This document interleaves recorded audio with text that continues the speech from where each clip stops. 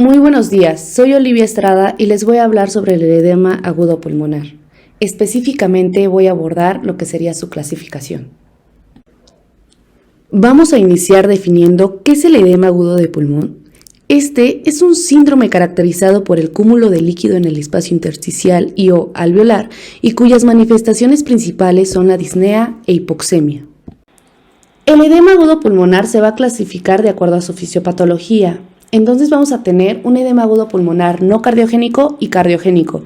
Voy a empezarles a abordar lo que sería el no cardiogénico o también conocido por lesión microvascular. Como podemos observar en esta imagen, este tipo de edema agudo pulmonar se va a deber a una lesión en el tabique alveolar. Por lo tanto, nos va a dar un incremento en la permeabilidad vascular del pulmón y con ello un aumento en el flujo de líquido y proteínas hacia el intersticio pulmonar y los espacios aéreos. Aquí vamos a encontrar un alto contenido de proteínas debido a que la membrana vascular es más permeable al movimiento hacia afuera de las proteínas plasmáticas.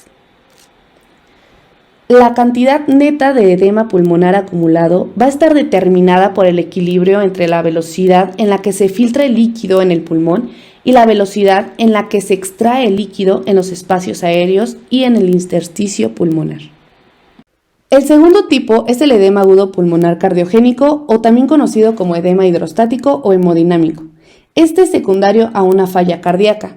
En México va a aparecer en pacientes con infarto agudo del miocardio sin o con elevación del ST. Para la biomecánica, aquí, como podemos observar en la imagen, va a existir una falla en el ventrículo izquierdo, lo cual va a producir una congestión retrógrada del fluido. Va a existir aquí un aumento de la presión del fluido, un aumento en la presión de la aurícula izquierda, un aumento también en la presión hidrostática de las venas pulmonares.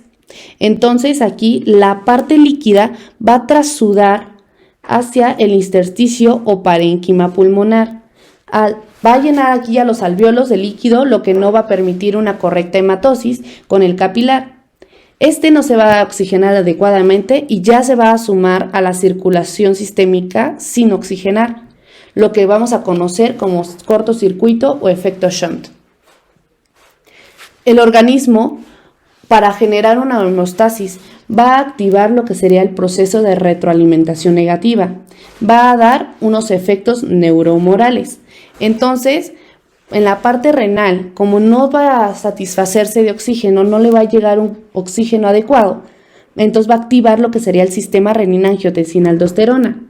Este va a haber un incremento en las sustancias vasoactivas, lo cual nos va a dar una vasoconstricción y va a haber una retención de líquidos, por lo tanto nos va a dar un incremento en el volumen. Todo ello nos va a dar un aumento en la poscarga, va a existir una mayor demanda de oxígeno y va a haber un aumento en el gasto cardíaco. Entonces, como manejos para el edema agudo pulmonar, a nuestro paciente le vamos a dar diuréticos, lo cual con la finalidad de quitar la volemia y disminuir la poscarga. También vasodilatadores para disminuir la poscarga y hacer que fácilmente el corazón bombee. Y también vamos a disminuir lo que sería la demanda de esfuerzo. Dependiendo del grado del edema agudo pulmonar que se encuentre en nuestro paciente, vamos a generar una disminución en la frecuencia cardíaca. ¿Para qué? Con la finalidad de que el corazón obtenga un mayor llenado del ventrículo y así poder satisfacer las demandas de oxígeno. Esto lo vamos a hacer con beta bloqueantes. Sin embargo, este tiene que tener indicaciones específicas. Y también otro manejo va a ser la ventilación mecánica para satisfacer de igual forma las demandas de oxígeno.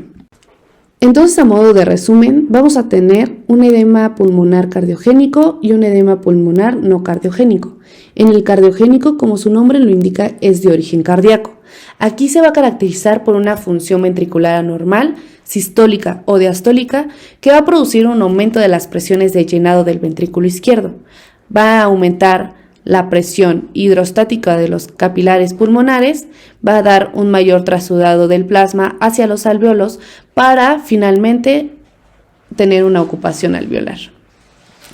Para el no cardiogénico, este se va a caracterizar por un aumento de la permeabilidad capilar que va a incrementar el movimiento de agua, proteínas y sustancias inflamatorias desde el espacio intravascular al espacio intersticial y los alvéolos. Para el no cardiogénico, el tipo más grave es el síndrome de insuficiencia respiratoria aguda. También puede ser causado por otras condiciones, como sería el ascenso a altitudes de 3.600 a 3.900 metros sobre el nivel del mar. También puede ser por padecimientos neurológicos, embolia pulmonar, toxicidad por fármacos, como sería el caso de opioides o salicilatos, o también por una reexpansión pulmonar, etc. En cuanto a sus manifestaciones clínicas y diagnóstico, van a ser totalmente similares. Se llegan a distinguir mediante la anamnesis e historia clínica, para así observar lo que serían los factores de riesgo. Para el tratamiento van a existir manejos generales y manejos ya específicos, dependiendo de los niveles de la presión arterial con el que llega nuestro paciente. Pero por el momento nada más abordamos lo que sería la clasificación. Aquí les muestro las referencias por si llegan a querer consultarlo y sería todo por mi parte. Muchísimas gracias.